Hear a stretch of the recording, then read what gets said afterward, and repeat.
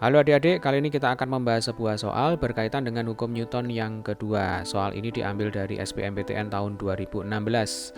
Nomor 17, kita pahami dulu soalnya. Sebuah gaya konstan berarah horizontal dengan besar 50 Newton bekerja pada balok yang masanya 5 kg. Jadi massa balok diketahui 5 kg.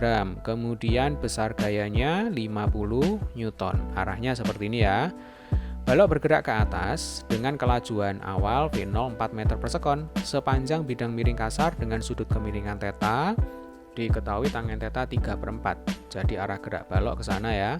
Kemudian diketahui tangen theta sama dengan 3/4. Koefisien gesekan kinetik antara balok dengan permukaan bidang miring adalah μk sama dengan 0,2. Jadi bidang miringnya ini kasar. Jarak yang ditempuh balok sebelum akhirnya berhenti. Ya, jadi karena kasar, maka nanti suatu saat balok ini bisa berhenti. Kalau berhenti berarti VT-nya sama dengan 0 ya, Dek ya.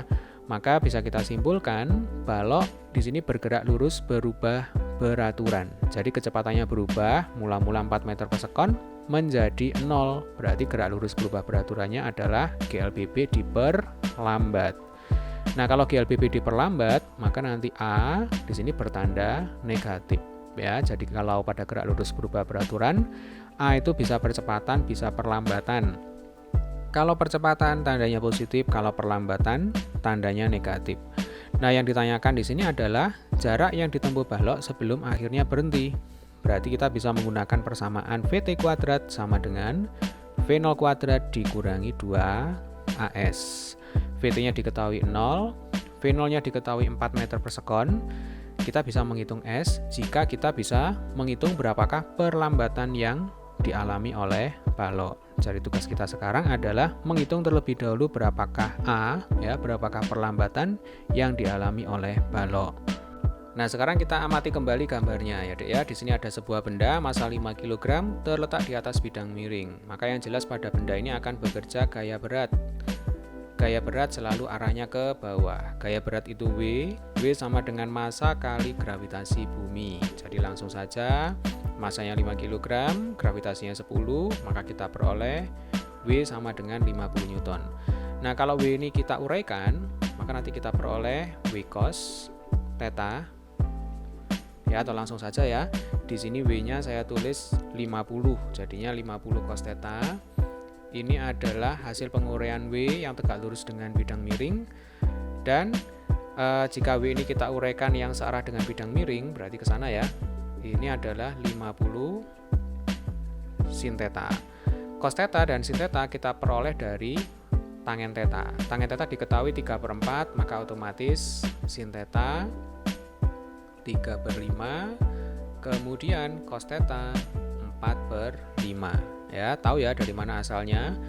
Jadi bagi adik-adik yang belum tahu, 3 dan 4 berarti ini triple Pythagoras, maka nanti sisi miringnya adalah 5. 3, 4, 5. Nah, sin theta itu berarti sin demi depan dibagi dengan miring. Depannya 3, miringnya 5, berarti sin theta sama dengan 3/5. Caranya untuk cos theta. Kalau cos theta itu cos sami, ya. Baik. Kemudian pada benda di sini juga bekerja gaya normal. Nah, arahnya tegak lurus dengan bidang miring.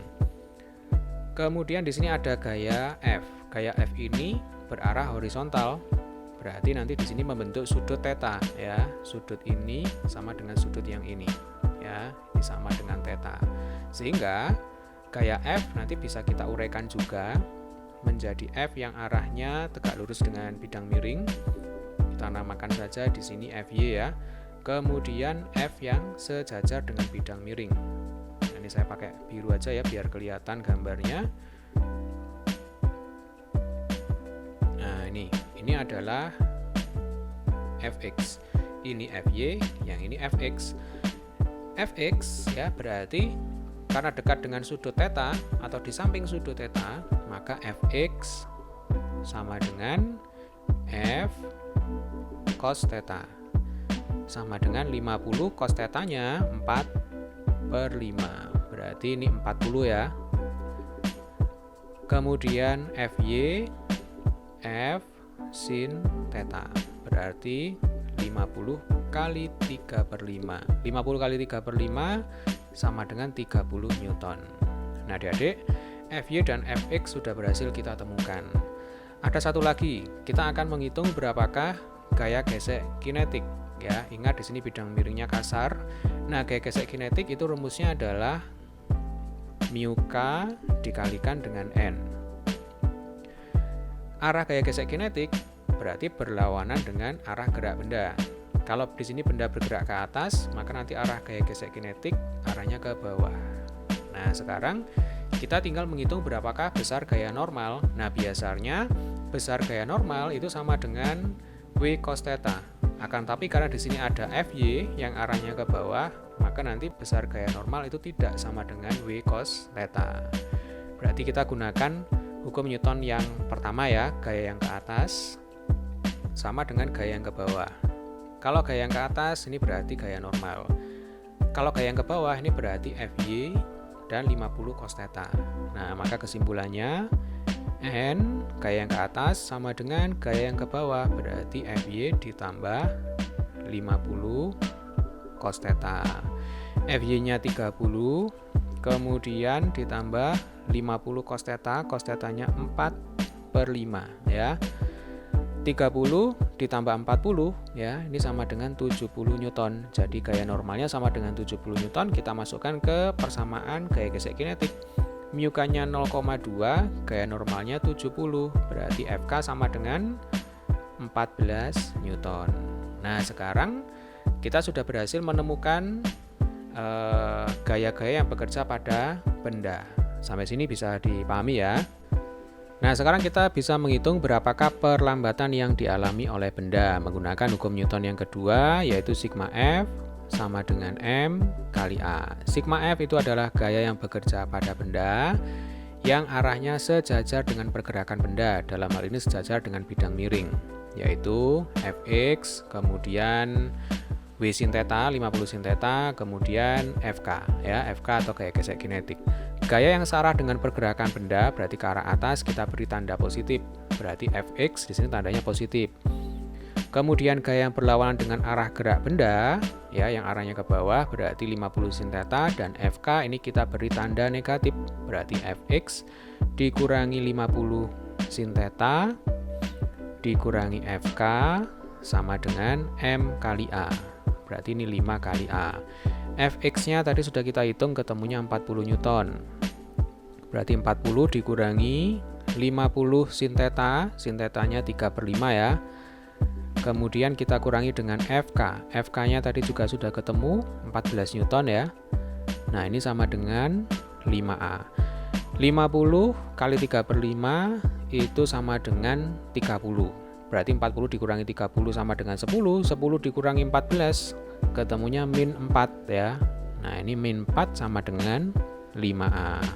Maka A kita peroleh sama dengan min 4/5 meter per sekon kuadrat. Tanda negatif di sini menunjukkan bahwa ini adalah perlambatan. Nah, setelah kita peroleh perlambatan, maka tinggal kita masukkan ke persamaan sebelumnya, yaitu Vt kuadrat sama dengan V0 kuadrat dikurangi 2AS. Sampai sini bisa dipahami ya. Nah, selanjutnya ini biar enak layarnya saya bersihkan dulu ya. Nah, jadi seperti ini, Vt kuadrat sama dengan V0 kuadrat ditambah 2AS.